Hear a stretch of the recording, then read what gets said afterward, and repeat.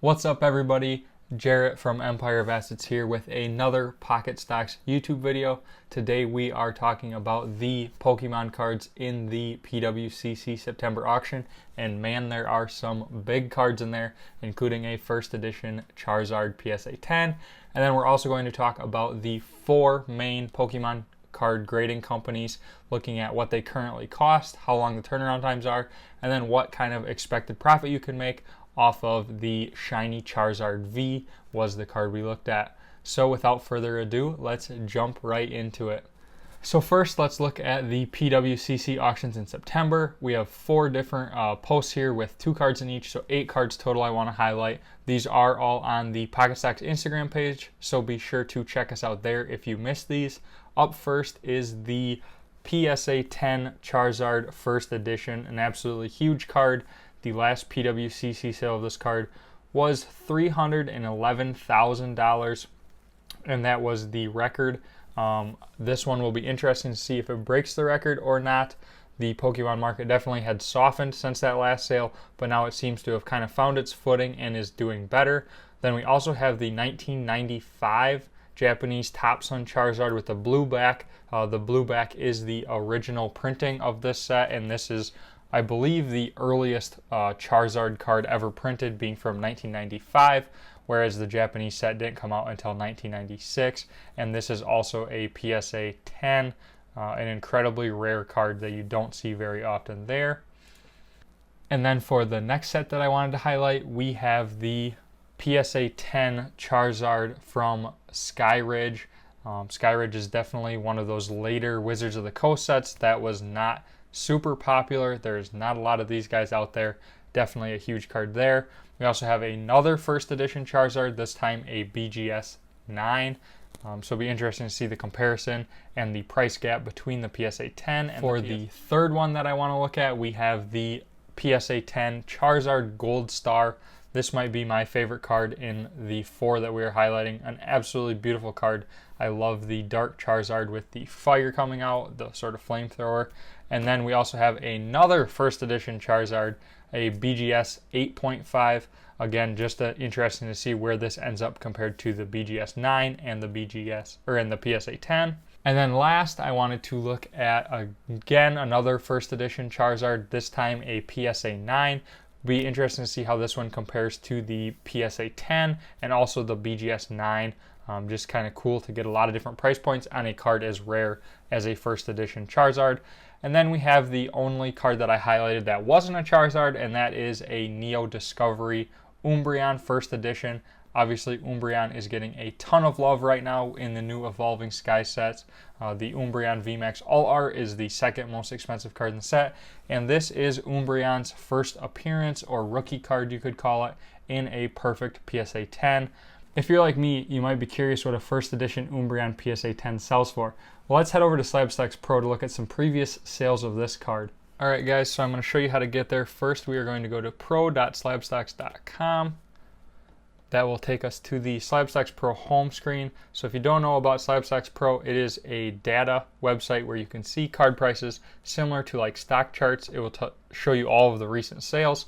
You just have to sign up for a free account and you can get started. So I am going to look for this Umbreon. As far as Pokemon goes, they have a lot of the older base set, jungle, fossil, that kind of stuff. And then some of the newer cards. Not every card is going to be in here, but they are working on expanding it all the time.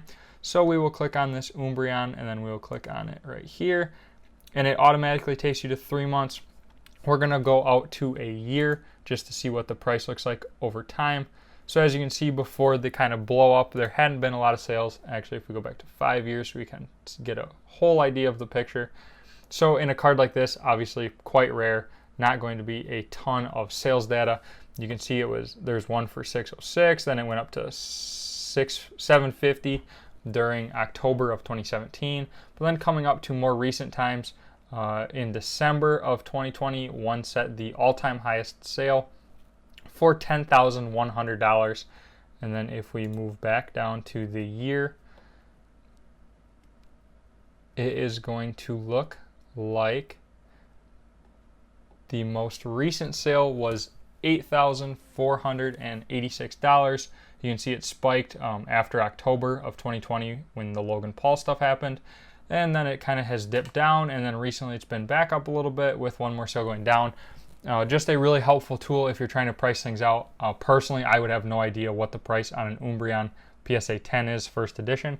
So Slab Stocks can definitely help you out when looking up prices like that. I find it a super helpful tool. So those 8 cards were the cards that I had highlighted from the PWCC auction. There's not a ton of Pokemon cards up for auction this month, but the ones that are up there are some pretty heavy hitters, like those 4 first edition Charizards. You don't see those sell super often, so that is really neat. But moving on from that, I wanted to look at the 4 different main grading companies of Pokemon, and we're going to do a little price analysis. So this post was up on Instagram on Friday. If you didn't see it, again, check us out on Instagram at Pocket Stocks. But here we break down the prices. So as you can see on your screen right now, there is a nice little graphic that we are going to walk through. We are going to be looking at PSA, BGS, SGC, and CGC. Those are sort of the 4 big companies that you can grade Pokemon cards with. And for all of this examples, we are going to be looking specifically at the Shiny Charizard V number 073 from the Champions Path set.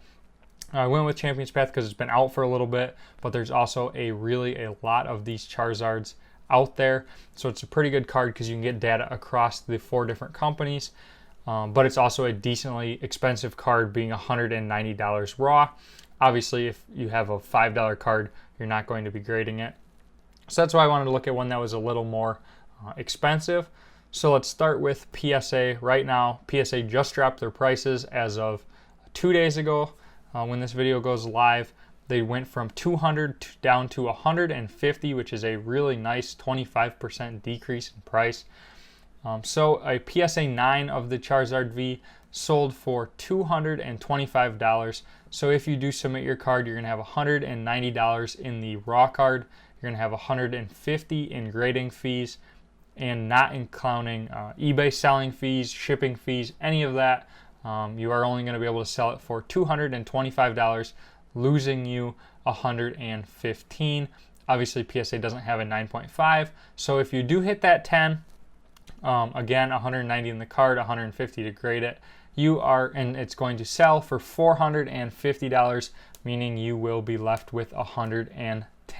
So the only way to make money on a PSA in this card is with that perfect 10.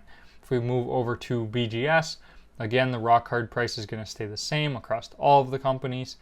The BGS current times, they're not actually stated. It's estimated to be between 10 and 30 or more business days. And it's going to cost you $250 with subgrades. It's only going to cost you $125 without subgrades. However, every card that was used for this data did have subgrades, and that means it would cost you $250 to get graded today. If you hit a BGS 9, you're going to be able to sell that bad boy for $202.50, meaning between your $250 grading fee and your $190 raw card, you are going to lose $237.50. Basically, if you hit a BGS 9, you were better off just selling the card raw, as you're only getting a $12 bump in value. However, if you do hit that BGS 9.5, you're going to be able to sell it for $300. However, this is still going to lose you $140 after the price of the raw card and the price of grading.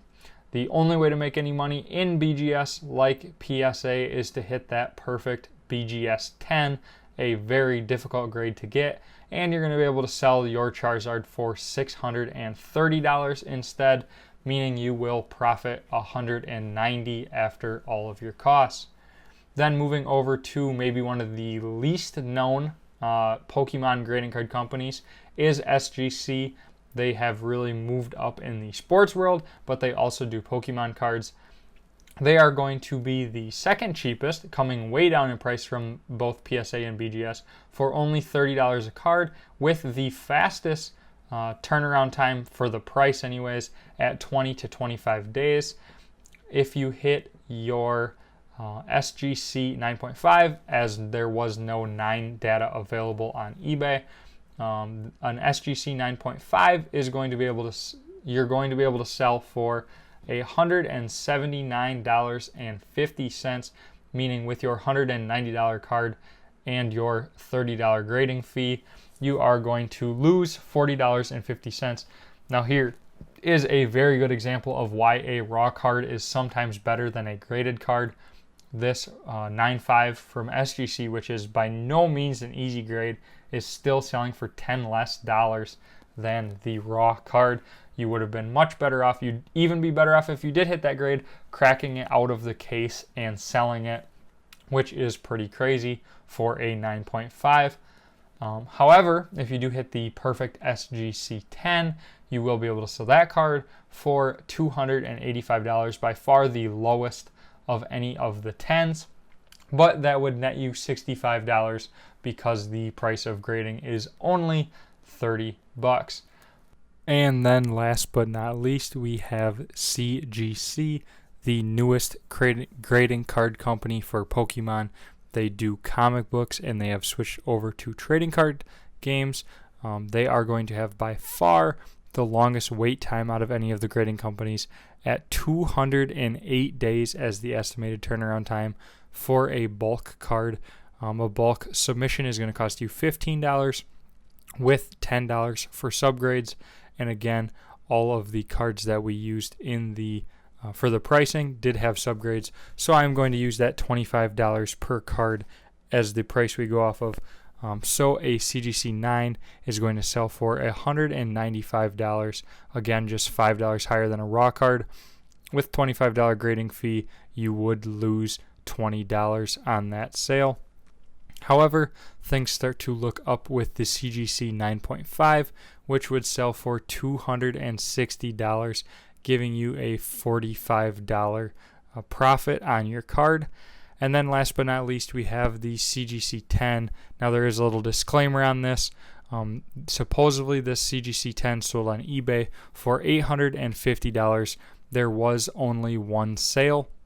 However, I do want to point out that a shiny Charizard VMAX, which is also from Champion's Path, it's also a Charizard, it's also shiny. It is a very similar, comparable card which has similar price points and always has since released to the shiny Charizard V.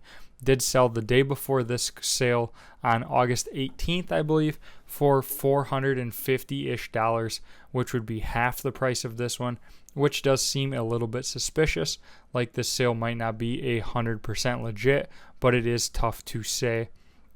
But that sale was for $850, which if you did, if that sale was legit and you could sell your card for that much, you would profit $635, or by far the highest of any of the cards in the Perfect 10 that we have looked at. Alright guys, so then that is pretty much all I had for today's video. Just to kind of wrap it up and put a little bow on everything. As you can see on the chart, unless you're hitting those 10s, it's pretty tough to make a profit grading Pokemon cards, particularly in this card, and I would say most hyper modern cards. Obviously, I'm sure there's some holes in the market where cards are being undergraded or the market is really hot on the card, and you can probably make some decent money, but it's definitely not the early 2020, 2019 era where you could basically buy any card, grade it, and make a nice profit. I just wanted everybody to be aware about this. Obviously, before you grade your cards, you should do a lot of research, getting price comps, looking at how long it's going to take as far as time, how much money it's going to cost you, and evaluating all these factors before you ship your cards off to somebody. That's all I have for you guys today. I will be back with another video next Saturday, but if you can't wait until then, be sure to check us out at Pocket Stocks on Instagram or my own channel, Empire of Assets. I try to post 2 to 3 videos a week. Thanks for watching, guys. I'll catch you in the next one.